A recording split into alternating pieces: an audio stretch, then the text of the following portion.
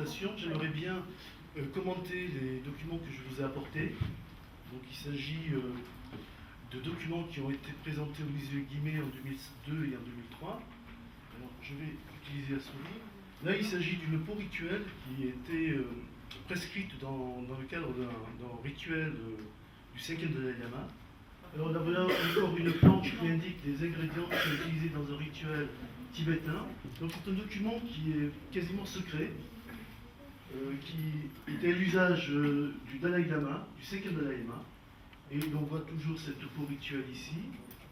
Alors on va continuer, c'est pour situer. Alors, je suis effectivement moine, ça c'est un vendeur d'objets rituels. Nous avons un crâne humain transformé en coupe rituelle. C'est très fréquent au Tibet. Encore cet aspect macabre qui ressort bien. Voici un damaru, donc un tambour rituel pour une pratique qu'on appelle le chut, la découpe du corps. Ce sont deux calottes crâniennes qui sont réunies. C'est un aspect très surprenant du bouddhisme tibétain, toujours cet aspect assez répugnant. Et voici des peaux humaines filmées, photographiées par des Chinois qui n'apprécient pas trop l'aspect que l'on donne actuellement au bouddhisme tibétain en Occident, parce qu'il faut savoir que sa sainteté, le Dalai Lama, c'est son titre officiel, et prix Nobel de la paix, médaille d'or du Congrès américain, et il est également citoyen d'honneur de la ville de Paris. C'est un personnage considérable, qui a des honneurs un peu partout, mais derrière lui, il y a une doctrine qui est un petit peu obscure et assez déconcertante pour les néophytes. Voici donc des Tibétains qui sont réduits à l'état d'esclaves, parce que le servage est très répandu, et puis ceux qui sont un peu indociles se voient punis et entravés de cette façon. Voici encore une planche, toujours très édifiante sur cet aspect magique et ésotérique du bouddhisme tibétain, où l'ingrédient qui est très choquant, qui passe à peu près inaperçu, est là. Excusez-moi de parler d'ingrédient, il s'agit d'un organe d'un enfant, c'est le cœur d'un enfant, qui est utilisé dans un rituel de nature démonologique. On peut passer à la suivante, ça va être assez bref. Voici encore quelque chose qui est très très macabre, c'est une tête humaine, fraîchement tranchée, avec des accessoires qui n'ont rien de très pacifique. Il s'agit de dagues rituelles et de poignards rituels. Donc mon blog, Bouddhanar, a été à l'origine inspiré par un sociologue qui s'appelle Marc Bosch, qui est décédé depuis 3 ans, prématurément, 48 ans. Marc Bosch a fait un travail remarquable sur la critique du bouddhisme. C'est une critique qui est très, disons, professionnelle, scientifique. Il n'y a pas d'excès. Donc nous avions à l'époque, il y a quelques années, 3 blogueurs issus de l'environnement monastique tibétain. Marc Bosch, qui a une expérience en tant que moine d'1 année, dans un centre Kagyu, si certains d'entre vous connaissent cette appellation. Donc c'est une école du bouddhisme tibétain.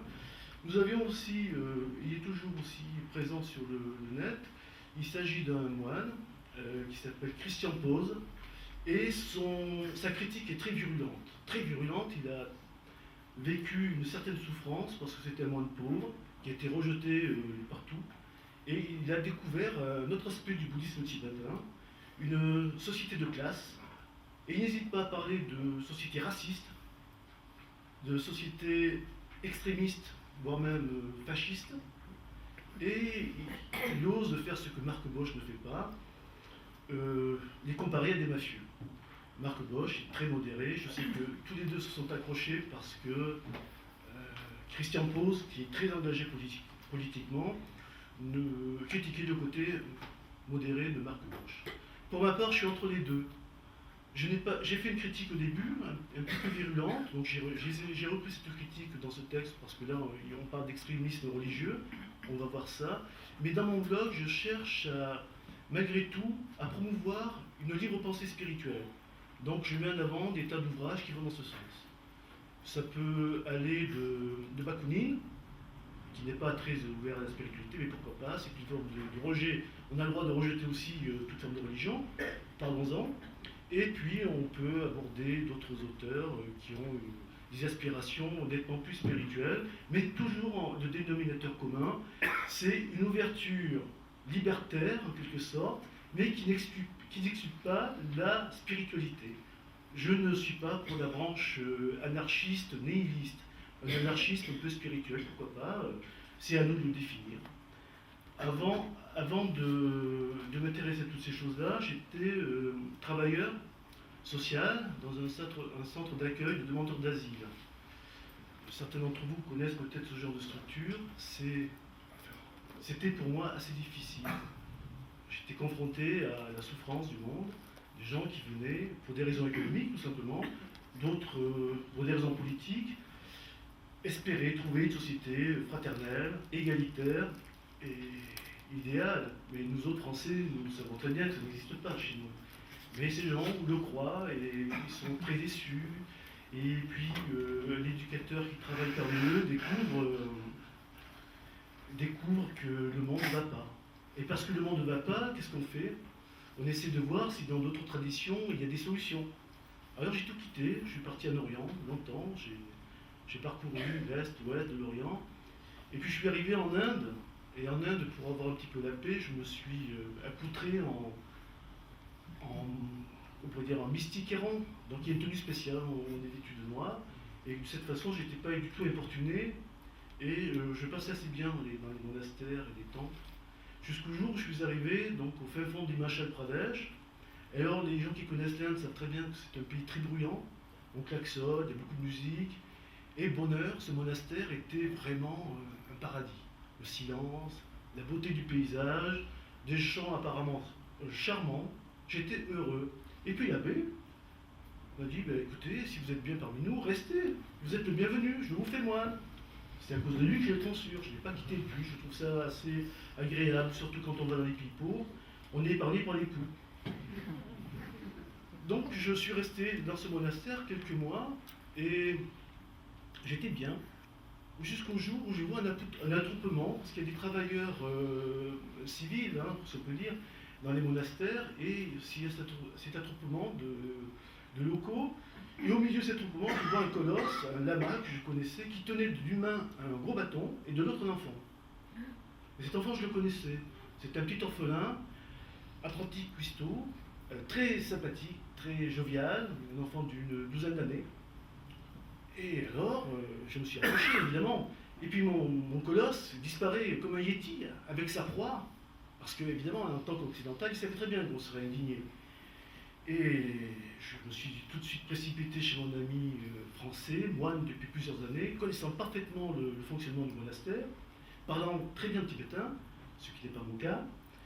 Eh bien, il s'est avéré que cet enfant n'était pas le seul, ils étaient deux enfants étaient accusés de vol, avaient été effectivement battus et séquestrés. Ça n'allait pas du tout. Venant du travail social, je ne pouvais pas être complice de cette chose. Donc j'ai tout fait pour essayer de voir ces enfants, j'ai tout fait. Et j'ai failli me battre avec des moines. Les Tibétains peuvent être assez costauds. Mais bon, peu importe le bouddhisme, là il était nécessaire d'intervenir. Mais il n'y avait rien à faire. Il n'y avait rien à faire. J'ai essayé d'alerter, il y avait une ethnologue allemande qui s'intéressait aux traditions sacrées de l'Inde, du Tibet, pardon, les danses sacrées des Bunpo, qui a été très indifférente à cette situation. On ne voulait pas avoir de mauvaises relations avec les lamas qui ouvraient leurs connaissances. Et il y avait aussi un groupe de pratiquants du fameux Tche, dont on a vu là le damaru, un accessoire rituel constitué de 2 calottes crâniennes, qui étaient bien sûr aux anges, en train de s'essayer à ces rituels.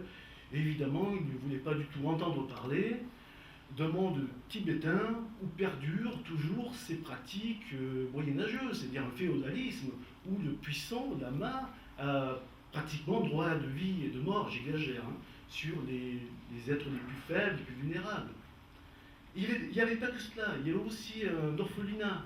Et cet orphelinat, eh bien, exploitait le travail des enfants. En fait, c'était la vitrine qui permettait au monastère de recueillir des fonds en disant, voyez, nous sommes des gens bien, nous avons besoin de votre aide parce qu'on s'occupe de 200 malheureux. Aidez-nous. Effectivement, nous autres occidentaux, c'est vrai, nous sommes généreux. Dans la mesure du possible, nous aidons.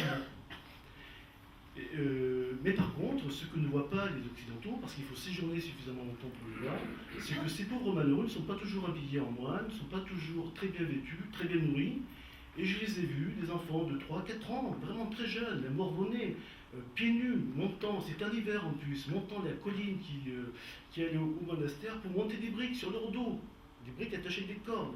C'était moyenâgeux, surréaliste. Et il n'y a rien à faire. C'est un monde qui est en Inde. Ils sont reconnus en tant que victimes d'un système oppresseur, le communisme chinois, mais en Inde, avec la bénédiction des autorités, ils maintiennent leur vieille pratique politique et religieuse. Et ces pratiques religieuses, on va le voir, c'est pas du tout ce qu'on croit. C'est toujours ce monde moyenâgeux avec une forme de sama, puisque déjà ces images évoquent des coupes crâniennes. Chez les Tibétains, la notion de démon n'est pas celle des Européens. Ce sont des entités, ni bonnes ni mauvaises, mais que l'on peut amadouer, utiliser. Et d'ailleurs, la vengeance des lamas à l'égard de ceux qui ne respectent pas les consignes de silence, parce que les lamas exigent de leurs disciples les plus fidèles des samayas, ce qu'on appelle les samayas. Ce sont des serments de soumission, et le malheureux qui ose braver ce serment se verra condamné à mort. Mais il ne s'agit pas donc d'une sentence de mort décrétée par un groupe mafieux qui viendrait avec une arme liquider la personne. Non, non, ce sont des rituels donc de punition, et on ne sait pas dans combien d'années, mais il y aura quelque chose. Alors des gens peuvent y croire, et évidemment, si l'on croit à ce genre de choses, on peut ressentir des influences négatives, et puis être très influencé, parce qu'il y a tout un conditionnement. Si on entre en lamaïsme, on est ouvert à beaucoup de choses, et puis il y a tout un contexte, toute une littérature, il y a aussi beaucoup d'universitaires qui sont très conciliants avec le bouddhisme tibétain, qui connaissent ce genre de choses, on va en parler, mais qui préfèrent se taire parce qu'ils n'auront pas, s'ils trahissent le serment initiatique, ils n'auront pas accès aux fameux textes qui leur permettent d'avoir une vue beaucoup plus profonde des valeurs du bouddhisme tibétain. Et ce sont des chercheurs qui sont animés par la curiosité, ils ont besoin d'avoir accès à ces textes, ils ont acquis durant des années des compétences pour lire le tibétain, pour l'interpréter, ils ne veulent pas sacrifier tout ça, donc ils préfèrent être en bon terme avec les lamas. Et c'est l'omerta. À part les travaux de Marc Bosch, la colère de Christian Pause, et puis ma petite intervention. Mais pour les internautes, il y a tout de même, au niveau du web international, ça a été traduit en français, un groupe de chercheurs autrichiens qui sont connus sous leur pseudonyme, ce sont les Trimondi, qui ont véritablement analysé le contenu du Tantra de Kalachakra, qui est une initiation majeure délivrée par le Dalai Lama régulièrement, et leurs conclusions sont absolument effarantes. Et on peut parler de pédophilie, de racisme et de cannibalisme. C'est étonnant, mais on se base sur des textes. Les textes sont absolument vérifiables à tout instant. Maintenant, est-ce que ces pratiques perdurent? Ce qui perdure, certainement, c'est l'exploitation de la naïveté de certaines adeptes féminines. Il y a des femmes qui se font abuser par les lamas et qui vont se livrer à des rites tantriques sexuels. Et après, elles réalisent qu'elles ont été en fait abusées et violées. Donc la pédophilie, de nos jours, dans le monde de lamaïste, je ne pourrais pas l'étayer. Par contre, il y a un document qui circule sur le web, c'est une vidéo qui est absolument horrible. Ça se passe dans le monde du Theravada, donc des moines qui sont censés être assez fidèles à la doctrine initiale du Bouddha. Et l'on voit donc des moines bouddhistes qui pratiquent un rite particulièrement effrayant, puisqu'il s'agit d'un nourrisson mort qui est grillé. Je vous assure que c'est authentique et on le voit. Mais c'est un document réalisé par la télévision thaïlandaise. Donc, vous avez les liens sur mon blog. Donc, on grille un enfant pour récupérer sa graisse, afin que cette graisse soit utilisée en tant qu'aliment pour une entité que les moines tibétains arrivent à capter par des opérations magiques.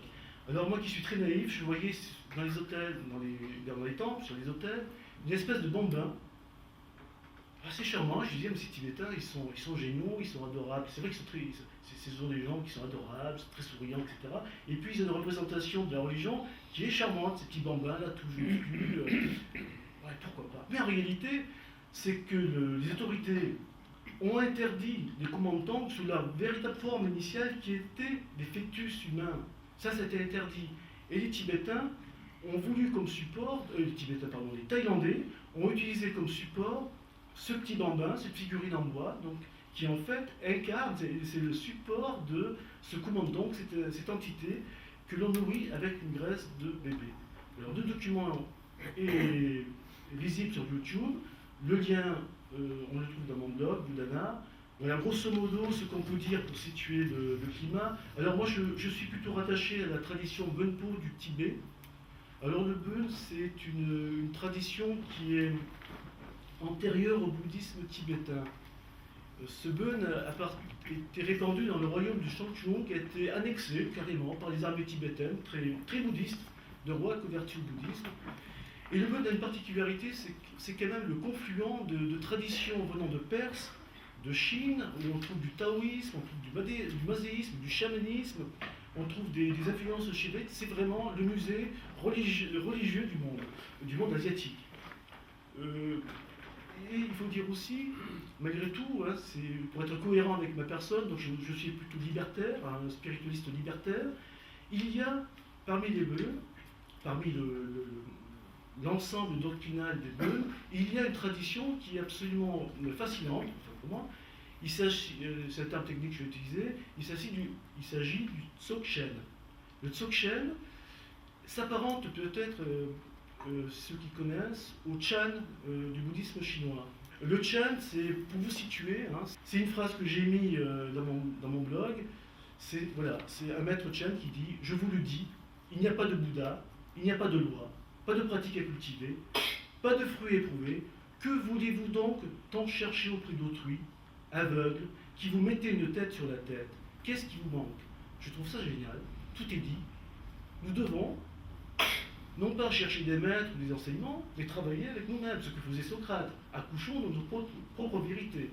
Et on trouve ça en Chine, je trouve ça merveilleux, et les Tibétains, qui sont très collectionneurs de toute information mystique, ont intégré cet enseignement que je trouve très très libérateur, très fort, et qu'on appelle le Dzogchen. Et c'est pour cette raison que je me suis retrouvé moine, j'ai accepté, en espérant que ma qualité de moine me permettrait de gratter un petit peu des textes qui vont dans ce sens. Il y en a beaucoup. Et je n'avais pas besoin d'apprendre le tibétain, c'est une condition exigée par l'abbé. Ils ont été traduits par un remarquable érudit qui s'appelle Jean-Louis Achama.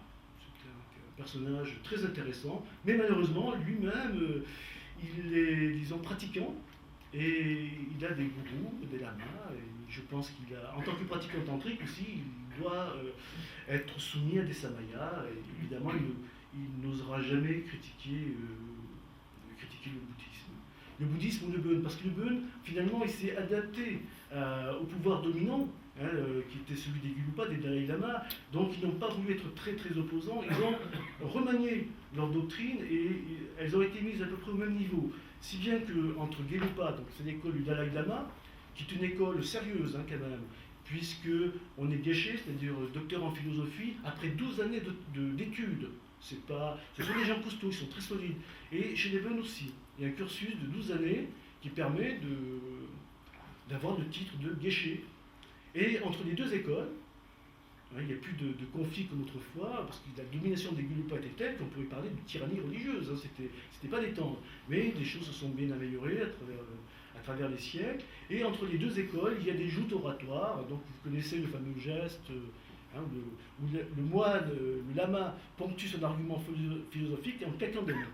Bon, ce sont des images assez répandues à la télévision. Donc tout se passe très bien entre les deux mondes. Mais dans la réalité, il faut savoir que les Chinois sont des fins politiciens, vous le savez tous. Hein. Dans la réalité, les Bonpo du Tibet ne veulent pas des Gelugpa au pouvoir. Il ne faut pas croire que l'action politique de Dalai Lama en Occident est approuvée par tout le monde. Les Tibétains, actuellement, vivent plutôt bien, dans l'opulence. Ils ne sont pas, ce sont des éleveurs, les Chinois sont très nombreux, consommateurs de viande, et les Tibétains s'enrichissent considérablement. Donc ce que j'ai vu au Tibet, je n'ai pas vu, j'étais dans le calme, hein, je ne suis pas allé dans la région de Lhasa, je suis dans le calme, j'ai vu des gens qui étaient plutôt bien, j'ai jamais vu de SDF comme en France.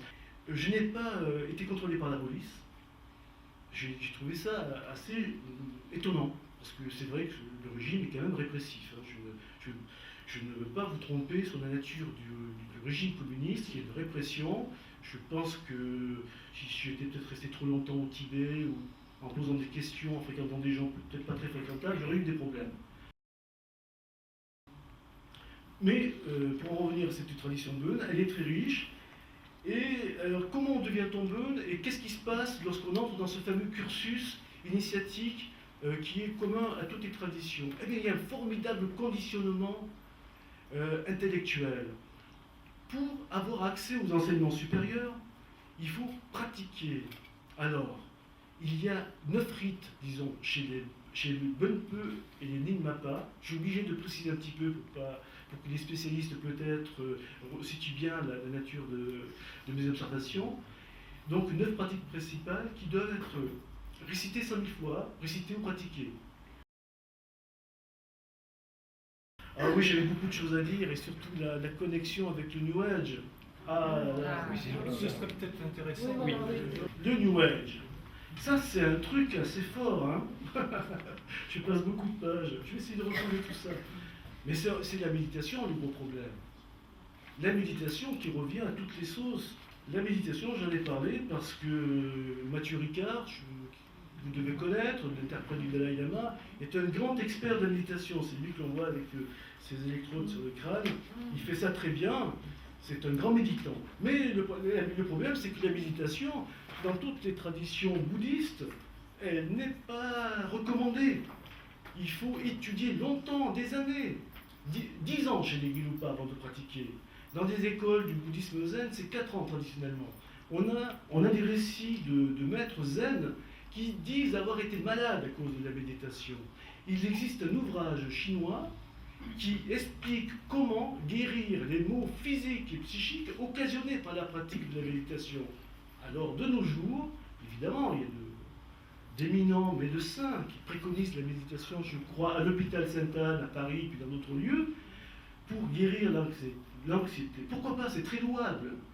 Mais, je répète, les recommandations du bouddhiste étaient attention, la méditation fragilise le psychisme humain, qui devient très réceptif à des tas d'influences, et c'est peut-être pour cette raison qu'un certain nombre de sectes préconisent à tort et à raison, enfin à tort et à travers plutôt, la pratique méditative.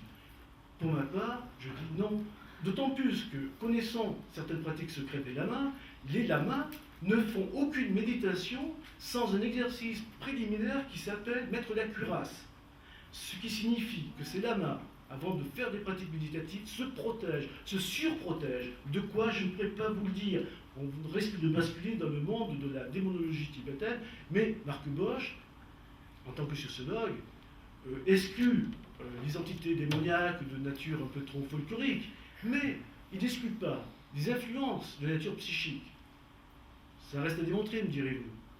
Il y a des scientifiques qui s'intéressent à la télépathie, pourquoi pas. Néanmoins, il faut être prudent. Et le New Age, bien au contraire, et le New Age a en commun une chose aussi avec le monde lamaïste, c'est une forme d'autoritarisme. Le New Age n'est pas un mouvement démocratique. Il veut un homme nouveau, un homme différent. Et pour cela, il a toute une panoplie de méthodes, comme les lamas, pour essayer de transformer l'homme en un homme nouveau. Mais cet homme nouveau, qu'est-il exactement? C'est un homme docile. La méditation, ce n'est pas une méditation qui apporte une réflexion, qui nous permet d'avoir une meilleure compréhension des choses. Non, non, c'est un vide.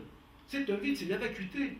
C'est la négation de toute une civilisation. Quand l'on voit nous, occidentaux, se prosterner devant des lamas qui sont l'incarnation de rites archaïques qu'on a virés de nos croyances depuis des siècles, quand on voit des occidentaux dont les ancêtres ont fait la révolution de 89, qui ont demandé l'abolition des privilèges, et qu'on les voit en admiration, en vénération devant des représentants d'une magie ancestrale, il y a quand même un problème. Et le New Age partage cette fascination de l'homme supérieur. On veut un homme réalisé. Le lama serait-il ce surhomme? Bien sûr, disent les textes. Les lamas, ce sont des grands réalisés qui ont des pouvoirs. Et il y a toute une liste de pouvoirs. On n'a pas beaucoup de temps, je suis désolé. Donc, surtout la méditation. Et puis ensuite, on a toutes ces pratiques de guérison, hein, qui fascinent notre monde occidental, parce que nous sommes un petit peu, disons, dans un mal-être. On a un système économique qui ne fonctionne pas très bien. On vit dans le stress, on vit dans l'agitation. L'alimentation, c'était pas tout à fait ça. Et alors, on n'est pas bien, on souffre. Et beaucoup d'experts ont dit, voilà, un bon créneau commercial, on va se faire un peu d'argent, et on a de tout pour soigner tout. Mais voilà, est-ce qu'on soigne réellement? Il n'y a rien. Il n'y a aucune autorité qui cherche à contrôler tout ça. Il y a une tentative peut-être en psychothérapie où on a demandé un minimum de formation, mais chez les lamas, il n'y a rien. Puis en général, les lamas débarquent de pays étrangers, se mettent à gagner de l'argent, on ne leur demande rien, ils ont certainement un simple visa touristique, c'est totalement illégal. Donc il y a tout un business qui s'est développé autour de ça. Il y a beaucoup de manipulation mentale, non pas peut-être pour imposer à tout prix cette idéologie. Il y a quelques personnes qui sont très extrémistes, mais d'une manière générale, on peut dire, ce qui ressort, c'est l'appât du gain. Oui, généralement, il y a beaucoup de gens qui entrent dans ces systèmes-là pour arrondir leur fin de mois, mais néanmoins, la doctrine, qu'elle soit celle du Nouvel Âge ou du lamaïsme, ce sont des systèmes totalitaires. Il ne faut pas du tout se leurrer. Le Dalai Lama n'est pas un démocrate. La preuve, c'est qu'il y a aussi un reportage qui a été réalisé par France 24 où on voit l'attitude de ce pontife au Tibet qui est absolument réactionnaire par rapport au Shugden, donc des adeptes qui sont un petit peu en opposition avec les Gulpa. J'aurais voulu savoir quelles sont dans les conséquences de la méditation dont vous avez dit qu'elles avaient fait l'objet d'un ouvrage, les conséquences physiques ou psychiques. Oui, alors c'est un ouvrage chinois qui n'a pas été traduit, mais un maître japonais qui a été victime, qui reconnaît dans ses écrits, enfin son biographe l'atteste. Donc il y avait un délabrement général de son état physique. On parle de faiblesse des jambes, on parle de faiblesse du foie, donc c'est d'après les critères de la médecine chinoise. Et surtout, au niveau psychique, un état de rêverie excessif, on plane pas mal.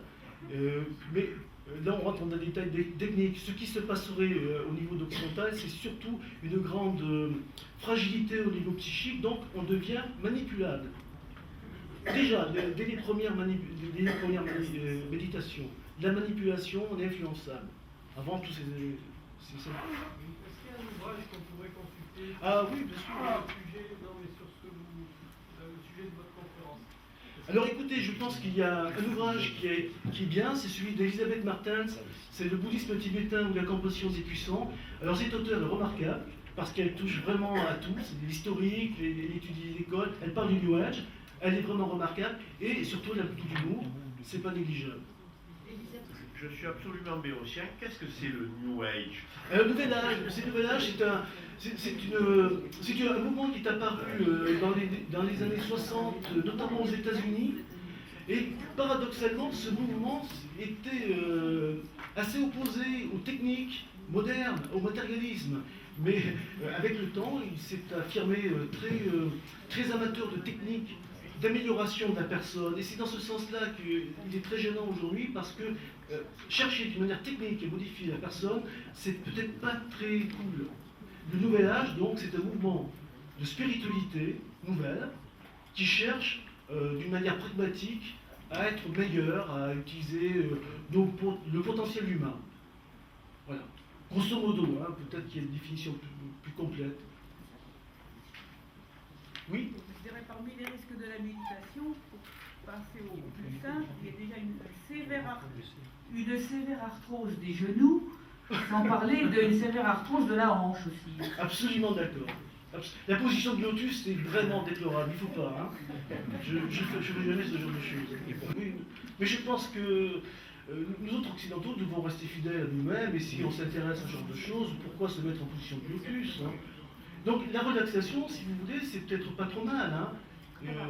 Oui, c'est pas pareil, il faut pas tout... Parce que la méditation passe par une phase de relaxation. Ça ne peut pas faire de mal, hein. On est tous très stressés, mais je vous dis, franchement, une bonne chose dans la vie, c'est profiter de la vie. Aimer manger, boire, modérément, hein, une bonne chose. Et s'amuser. 5 fruits et légumes. Voilà, 5 fruits et légumes par jour. La Bible ne fait pas le moine. Hein. Oui, je crois que ce qu'il faut aussi bien poser, avant tout, c'est ce que disait Peggy, qui disait « il ne faut pas confondre les mystiques et les églises ». Les idées, avec ce qu'elles peuvent avoir de bon et quelquefois de moins bon, et les hommes qui les appliquent. Parce que quelquefois, j'allais dire, il y a des intentions très louables, les disciples ont certaines illusions, et puis après, les églises, quand je dis les églises, je veux dire les systèmes, les pouvoirs, ça ne suit pas et ça n'est pas du tout la même chose.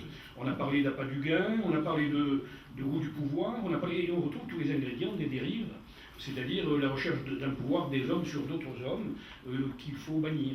Mais il ne faut donc pas se tromper de plan. Est-ce que ces rituels dont vous faites état sont des rituels accessibles assez rapidement? Est-ce que d'abord ils sont toujours contemporains? Est-ce qu'ils sont accessibles pour un initié de base? Ou est-ce qu'ils sont réservés à des gens qui ont eu un cheminement prolongé avec, je suppose, une purification, des choses comme ça? Comme on n'a pas beaucoup de temps, je ne vais pas entrer dans les détails, mais ce que je peux dire, c'est que effectivement, il faut être initié. Le bouddhisme tibétain est un bouddhisme ésotérique où, à la base, nous avons des profanes qui sont des gens tout à fait dignes de confiance, ce sont des dévots de base qui cherchent à avoir du bon karma, être dans de bonnes conditions, qui font des donations au temple, donc les dévots de base. Et ensuite, il y a des initiations à palier également, donc il y a des initiés, des petits initiés, des grands initiés, de super initiés. Et ces super initiés ont été épinglés donc, dans le cadre d'initiation du Kalachakra par le couple Trimondi. Si vous voulez tous les détails et les aspects qui sont assez glauques hein, de ce bouddhisme ésotérique, vous les trouvez sur le site des Trimondi. C'est traduit en français.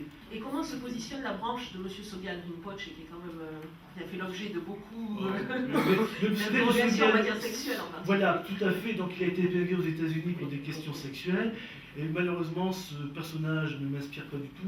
Il fait partie de cette école Ligma qui a beaucoup attristé Christian Pose, et qui a en ayant fréquenté justement ces grandes familles, ce sont des puissantes familles qui sont des nobles du Tibet, qui ont aussi des charges de responsables spirituels. Donc ils ont les deux aspects. Et la diaspora tibétaine, justement, constituée par Ligma, serait vraiment une triste famille, une triste bande. Donc, ils parlent de mafia spirituelle, ils disent, Christian Pose, en désignant ces Ligma. Et donc, Sogyal Rinpoche. Est-ce qu'il existe dans le bouddhisme des instances régulatrices, entre guillemets, par rapport aux dérives possibles? Il y a quelques années, concernant le groupe lié au Dalai Lama, il nous a été répondu, nous avions questionné sur des groupes, disons, problématiques, et il nous a été répondu que le fait qu'on se réclame de l'association, enfin de la structure liée au Dalai Lama, ne voulait pas dire que cette structure cautionne les pratiques ou les propositions des groupes qui s'en réclament. Voilà. Évidemment, il y a tellement de dérives. Ils ont ouvert le parapluie, il y a des dérives maintenant, et puis ça se dit. Parce qu'on n'a pas pu en parler, mais il faut voir que la promotion du lamaïsme s'est faite dans le contexte de la guerre froide. C'est-à-dire que nous avons une minorité religieuse qui se dit victime de l'ogre chinois communiste. À l'époque, les Américains, ils étaient aux anges. Ils avaient là quelque chose de fantastique, parce qu'il y a toute une mythologie autour de Shambhala, Shangri-La. Je crois même qu'il y a une propriété d'un président états-unien qui s'appelait Shangri-La. C'est une mythologie fantastique, ça répond, ça parle dans l'inconscient collectif occidental. Le matérialisme aussi. Oui, bien sûr.